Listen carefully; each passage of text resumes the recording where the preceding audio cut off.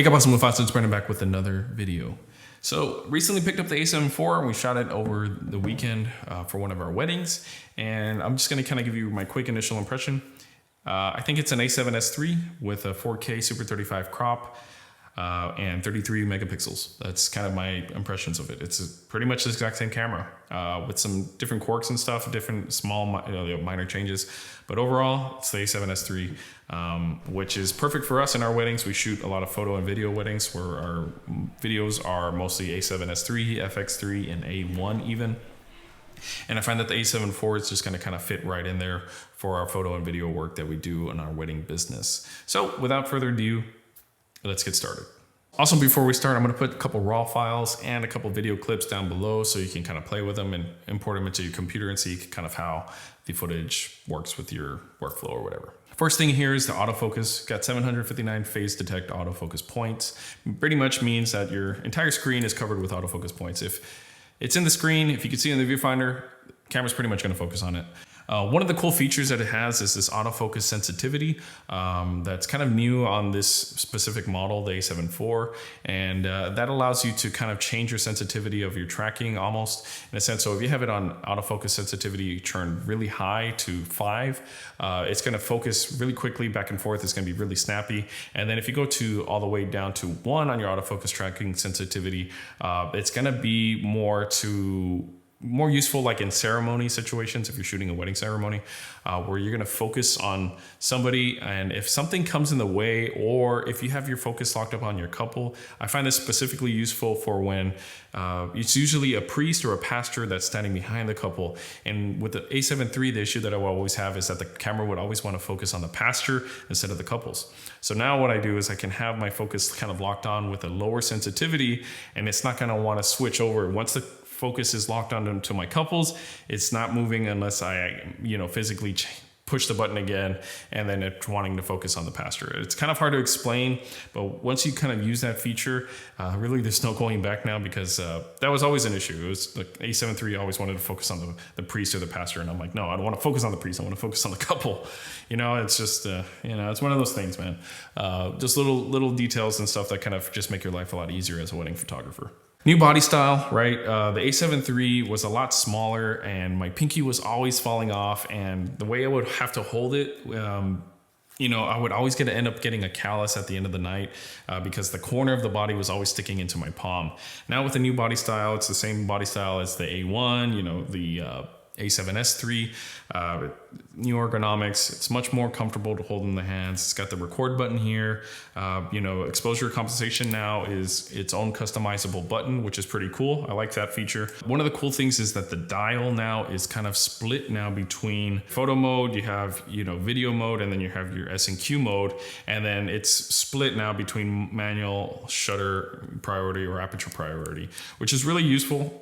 Instead of having to kind of twist the dial multiple times, you can kind of just have, be in manual mode and then switch it over to video mode, and it'll pretty much keep your same settings, and you're just now in video mode. The flip out screen, it's got a flip out LCD screen.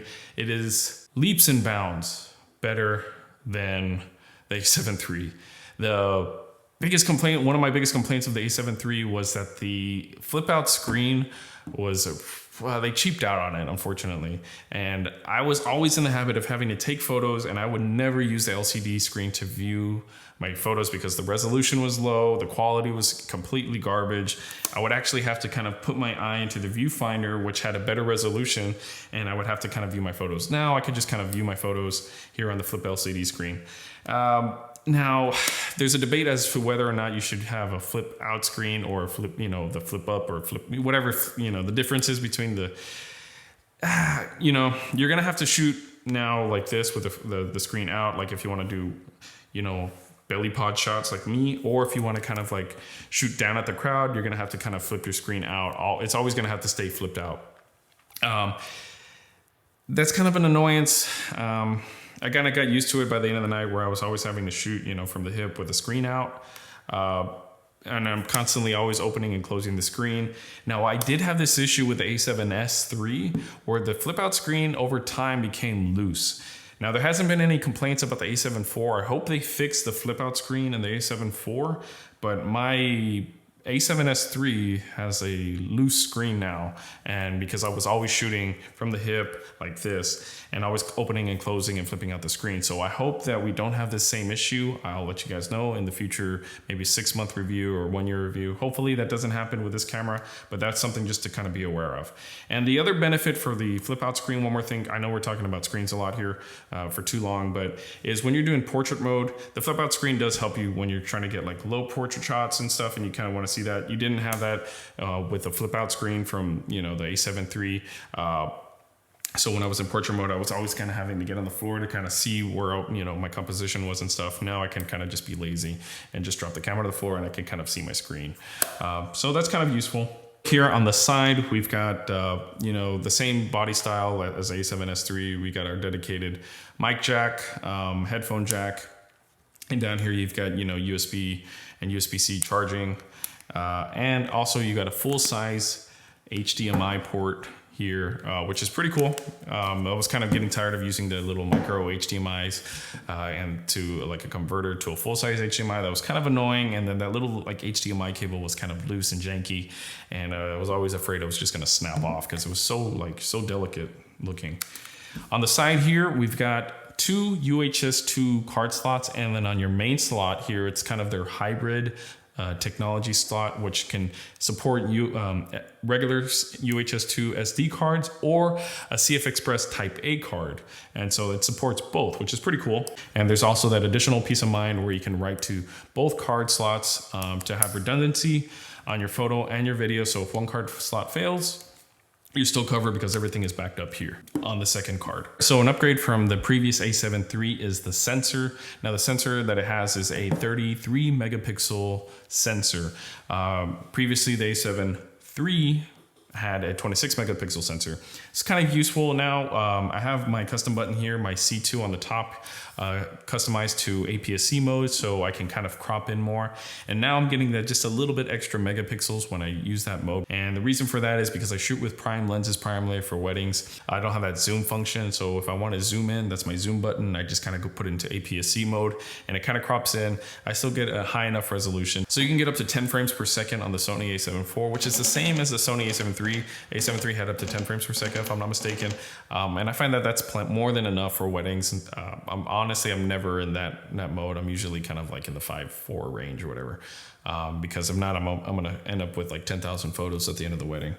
So I usually try to kind of keep my shoot count kind of low and minimal. Now the battery life, it still uses the MPF FC100 batteries. It's been in there ever since A7 III came out. That's kind of been their new body or the new battery that they've kind of stuck with all their cameras across all of the newer cameras. For a wedding day, I usually shoot with 6 batteries, and that gets me, if I'm just doing photo, and that gets me through the entire day. We shot our wedding over the weekend. That was like 13 plus hours of shooting. And I went through 4 and like maybe 5.5 batteries by the end of the night. And so, you know, if you're just shooting with one camera body, you'll probably be good with like 3 to 4 batteries for the entire like 13-hour wedding day. But for the most part, the battery life is not too bad. From my experience, even just shooting like around the house and going on trips and stuff, 1 battery was more than enough, maybe 2 batteries if you're doing like a trip to just shoot all day, like here and there, you know. But for weddings and stuff, I usually carry about 6 batteries. Now, one of the cool features that I'm super excited and I'm very comfortable doing now is hybrid shooting for photo and video on a wedding day. Now we do have our dedicated video team, videographer Steven, you know, and Oscar. They're in charge of video for the wedding, and I'm in charge of photo.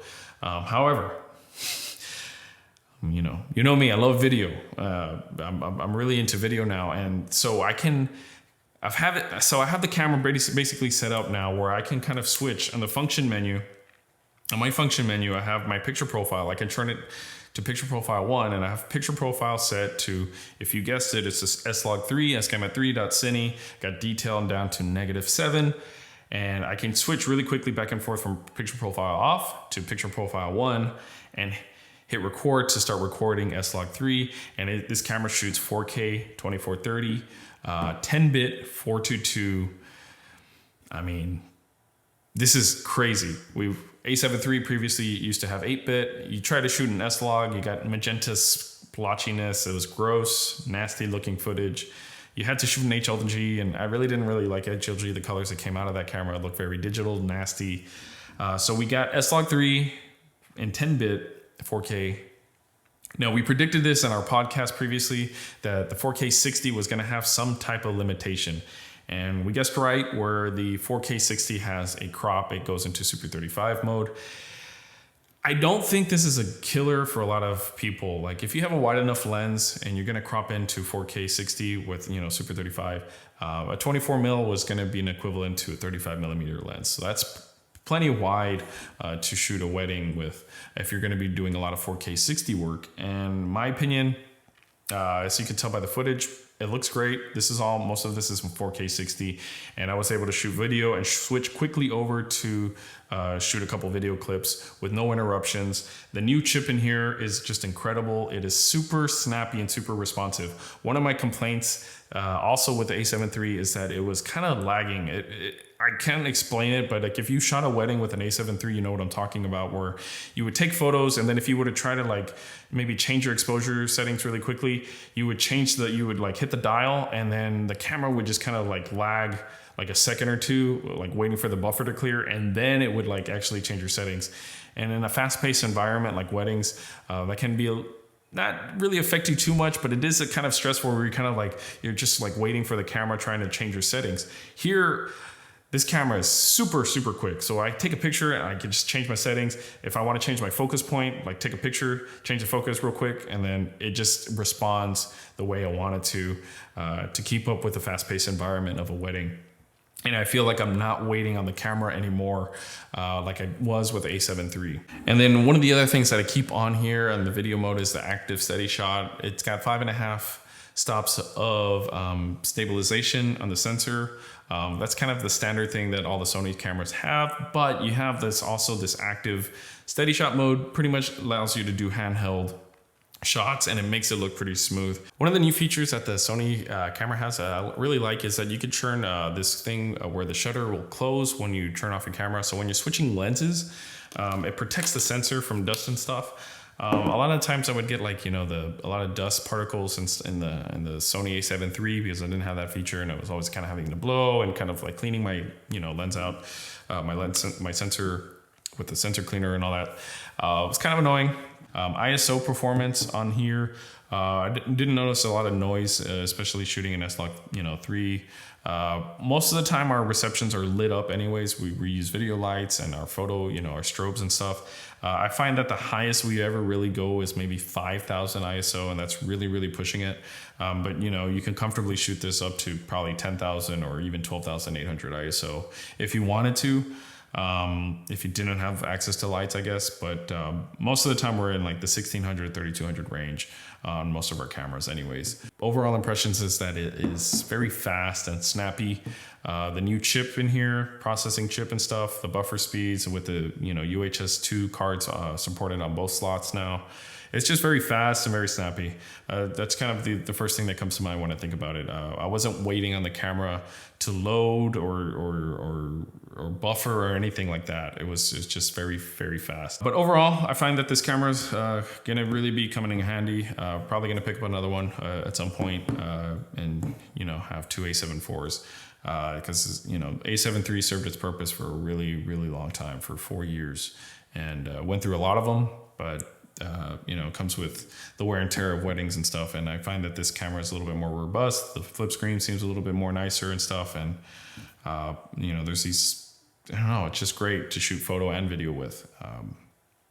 And so that about wraps it up, guys. I hope you like this kind of like initial impression review on it. I'll put some raw files and some video clips down below so you can kind of download and take a look at them if you want.